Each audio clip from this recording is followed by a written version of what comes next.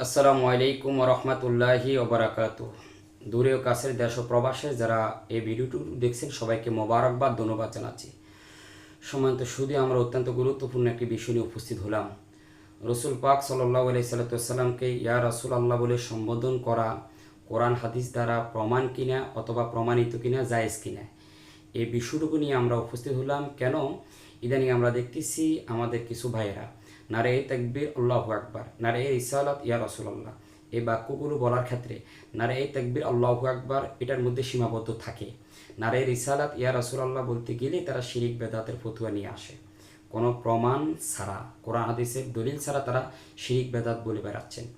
দেখুন এখানে নারে তাকবীর আল্লাহু আকবার, নারে তাকবীর মানে তাকবীরের ধ্বনি উঁচু হোক, আল্লাহু আকবার মানে আল্লাহ মহান। ঠিক তেমনিভাবে নারে রিসালাত, নারে রিসালাত মানে রিসালাতের ধ্বনি উঁচু হোক, ইয়া রাসূলুল্লাহ, হে আল্লাহ রসুল সাল্লাল্লাহু আলাইহি সাল্লাম। কিন্তু দেখুন নারে তাকবীর এই শব্দটুকু সরাসরি এইভাবে কোরআনুল কারিমের কোনো জায়গা নাই। আল্লাহু আকবার সেটি কোরআনুল কারিমে রয়েছে, হাদিসে পাকে রয়েছে, আজানে রয়েছে, ইকামতে রয়েছে, সব জায়গার মধ্যে আল্লাহু আকবার শব্দটি রয়েছে। ঠিক তেমনিভাবে নারা রিসালাত এই শব্দটুকু কোরআনুল কারিমে সরাসরি নাই। কিন্তু ইয়া রাসূলুল্লাহ সেটা কোরআনুল কারিমও রয়েছে, হাদিসে পাকও রয়েছে, আজানও রয়েছে, ইকামতও রয়েছে। আপত্তি আমাদের মূল জায়গা হলো ইয়া রাসূলুল্লাহ বলা, সেটা কোরআন হাদিস দ্বারা জায়েজ কিনা। আজকে ইয়া রাসূলুল্লাহ বলাকে অনেকে শিরিক বেদাত বলতেছেন এবং শিরিক বেদাত বলে আজকে ফতুয়া দিচ্ছেন। তো আসুন আমরা সরাসরি মন গড়া নিজের থেকে যুক্তি দিয়ে কোনো কথা না বলে আমরা সরাসরি আল্লাহর কোরআনুল কারিমে চলে যাই। কোরআনুল কারিমের দেখুন 1 নম্বর দলিল, কোরআনুল কারিমের 7ম পারা সূরা মায়দার 67 নম্বর আয়াতে আল্লাহ রাব্বুল আলামিন বলেন ইয়া আইয়ুহার রাসূল। দেখেন আল্লাহ ইয়া আইয়ুহার রাসূল বলেছেন। এরপর অন্য জায়গায় আল্লাহ বলেন ইয়া আইয়ুহান নবী। এরপর আরেক জায়গায় বলেন ইয়া আইয়ুহাল মুজাম্মিল। এরপর আরেক জায়গায় বলেন ইয়া আইয়ুহাল মুদ্দাসসির। এইভাবে আল্লাহ রাব্বুল আলামিন কোনো জায়গায় নবীকে ইয়া আইয়ুহান নবী বলে ডাকেছেন, ইয়া আইয়ুহার রাসূল বলে সম্বোধন করেছেন। এখন কোরআনুল কারিমের আমরা দেখি ইয়া আইয়ুহার রাসূল শব্দটি রয়েছে। দেখুন আরবি গ্রামারের গুরুত্বপূর্ণ কিতাবের নাম হলো কাফিয়া, আল্লামা জামাল উদ্দিন ইবনে হাজিব, এবং অত্যন্ত গুরুত্বপূর্ণ আরেকটি কিতাবের নাম হলো হেদায়েতুন নাহু, আল্লামা সিরাজউদ্দিন। এই দুই বিশ্ববিখ্যাত নাহবিদ ওনাদের কিতাবে উল্লেখ করেছেন ইয়া আইয়ুহার রাসূল এটি মূলত ইয়া রাসূল, ইয়া আইয়ুহান নবী এটি মূলত ইয়া নবী। তার মানে প্রমাণিত হয়ে গেল কোরআনুল কারিমের মধ্যে যে ইয়া আইয়ুহান নবী আছে এটা মূলত ইয়া নবী, ইয়া আইয়ুহার রাসূল রয়েছে এটা মূলত ইয়া রাসূল। স্পষ্টভাবে কোরআনের দ্বারা প্রমাণিত ইয়া নবী ইয়া রাসূল বলা, ইয়া রাসূলুল্লাহ বলাতে জায়েজ প্রমাণিত, সেটা আল্লাহর কোরআন দ্বারাই প্রমাণিত, অস্বীকার করার কোনো সুযোগ নাই। কেউ যদি সেটাকে অস্বীকার করেন অথবা শিরিক বেদাত বলেন, আপনি সরাসরি আল্লাহর কোরআনকে অস্বীকার করলেন, কোরআনের বিরোধিতা করলেন। 1 নাম্বার। দ্বিতীয় নাম্বার, দেখুন এই কিতাবটুকুর নাম হলো সহিহ বুখারী।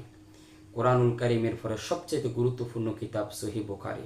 সেই বুখারী শরীফও দেখুন ইয়া রাসূলুল্লাহ বলাতে জায়েজ তার প্রমাণ সহিহ বুখারীতে রয়েছে। আমাদের কিছু আলেম ভাইরা সেটা দেখে না, দেখবে কেমনে? তারা দুনিয়াদারি নিয়ে ব্যস্ত, তারা ইউটিউব ইন্টারনেট বিভিন্ন মিডিয়া নিয়ে ব্যস্ত, কিতাব গবেষণা করার তো তারা সময় পায় না। তো কিতাব না দেখলে তারা কিভাবে পাবেন? দেখুন সহিহ বুখারীর কিতাবুল হিদাইন হাদিস নাম্বার হলো 955 নম্বর হাদিস। হাদিস নাম্বার হলো 955 নম্বর হাদিস। আমার নবীজির সাহাবী হযরতে বারা ইবনে আজিব রাদিয়াল্লাহু তাআলা আনহু থেকে হাদিস বর্ণিত। তিনি বলেন রাসূল পাক সাল্লাল্লাহু আলাইহি সাল্লাম একদা ঈদের নামাজ শেষ করে সাহাবীদেরকে নিয়ে আমার নবী খুতবা দিচ্ছেন, নসিহত করতেছেন, বক্তব্য দিচ্ছেন। দিতে গিয়ে এক পর্যায়ে নবীজি বললেন যারা আমাদের সাথে নামাজ পড়েছে এবং আমাদের সাথে কোরবানি দিবে তাদের কোরবানি যথাযথ হবে, আবার যারা নামাজের আগে কোরবানি দিয়ে ফেলবে তাদের কোরবানি যথাযথ হবে না, এটা শুধু গোস্ত খাওয়ার মতনই হবে। এই কথা যখনই বললেন সাথে সাথে আমার নবীজির আরেকজন সাহাবী, নাম হলো হযরতে আবু বরদাতা বিন নিয়ার, আবু বরদাতা ইবনে নিয়ার, তিনি নবীজির সাহাবী আর তিনি হলেন হযরতে বারা ইবনে আজিবের মামা ছিলেন। হযরত আবু বরদা দাঁড়ায় গেলেন, গিয়ে দেখেন তিনি ইয়া মুহাম্মদ বলেন নাই, তিনি হে আব্দুল্লাহর পুত্র বলেন নাই, সরাসরি সাহাবি রসুল আমার নবীকে বলতেছেন, ইয়া রসুল আল্লাহ, সাহাবি বলতেছেন, ইয়া রসুল আল্লাহে বা ইন্নি নাসাক্তু শাআতি কাবলা সলাত। হজরতে হজরতে আবু বরদা বলতেছেন যে, হে আল্লাহ রসুল, আমি কোরবানির নামাজের আগে আমি আমার যে বকরি আমি সেটা কোরবানি দিয়ে ফেললাম। তার মানে এখানে অনেক কথা রয়েছে মাসালার বিষয়ে, আমার উদ্দেশ্য সেটা নয়। আমার মূল উদ্দেশ্য হলো সাহাবি রসুল সরাসরি আমার নবীকে ইয়া রসুল আল্লাহ বলে সম্বোধন করছেন। তার মানে আমার নবীকে ইয়া রসুল আল্লাহ বলা এটা সাহাবাই কেরামের সুন্নত, সাহাবাই কেরামের তরিকা, সাহাবাই কেরামের পদ্ধতি। আর যারা ইয়া রসুল আল্লাহ বলাকে নাজাইজ বলেন, বেদাত বলেন, তারা সাহাবাই কেরামের তরিকা পদ্ধতিকে অস্বীকার করলেন। দ্বিতীয় নাম্বার গেল সহি বুখারী দ্বারা প্রমাণিত ইয়া রাসূলুল্লাহ বলাতে জায়েজ। তৃতীয় নাম্বার দেখুন, এই কিতাবটির নাম হলো সহি মুসলিম শরীফ। সহি মুসলিম বুখারীর পরে যার স্থান, সেই সহি মুসলিমের হাদিস নাম্বার হলো 3014 নাম্বার হাদিস। আমার রসুল যখন মক্কা থেকে মদিনা গেলেন, নবীজি দেখলেন মক্কার মদিনার মহিলারা, মদিনার পুরুষেরা ঘরের ছাদের উপর নবীজিকে দেখার জন্য উঠে গেলেন, এবং মদিনার ছেলেরা, মদিনার গোলামেরা, হাদিস পাকের মধ্যে রয়েছে তাফাররাকা গিলমান ওয়া খাদামু ফি তুরুকিহি, মদিনার ছেলেরা, মদিনার ছোট বালকরা, মদিনার গোলামেরা রাস্তার মধ্যে আনন্দ মিছিল শুরু করে দিল। ওয়ায়ুনাদিউনা ইয়া মুহাম্মাদ ইয়া রাসূলুল্লাহ, ইয়া মুহাম্মাদ ইয়া রাসূলুল্লাহ বলে আমার নবীর সম্মানার্থে তারা স্লোগান দিতে লাগলেন, তারা মিছিল দিতে লাগলেন ইয়া নবী আল্লাহ, ইয়া রাসূল আল্লাহ বলে বলে। আর আজকে আমার দেশের হুজুরা ইয়া রাসূলুল্লাহ বলা এটা যে জায়েজ প্রমাণিত, সেটা কোরআন হাদিসে তারা দেখে না। যদি এটা শিরিক হতো, বেদাত হতো, তাহলে তো আমার নবী বলতেন ইয়া রাসূলুল্লাহ তোমরা বলিও না এটা শিরিক বেদাত, কিন্তু নবী সেটা বলেন নাই, বরং আরও উদ্বুদ্ধ করেছেন। মদিনার ছেলেরা আমার নবীকে ইয়া রাসূলুল্লাহ বলে সম্বোধন করেছেন। তার মানে ইয়া রাসূলুল্লাহ বলা বৈধ, জায়েজ, সেটা সহিহ মুসলিমের হাদিস দ্বারা প্রমাণিত। তৃতীয় নাম্বার দলিল গেল। চতুর্থ নাম্বার দেখুন, সুনান ইবনে মাজাহ, অত্যন্ত গুরুত্বপূর্ণ হাদিসের কিতাব। সেই সুনান ইবনে মাজার হাদিস নাম্বার হলো 1385 নাম্বার হাদিস।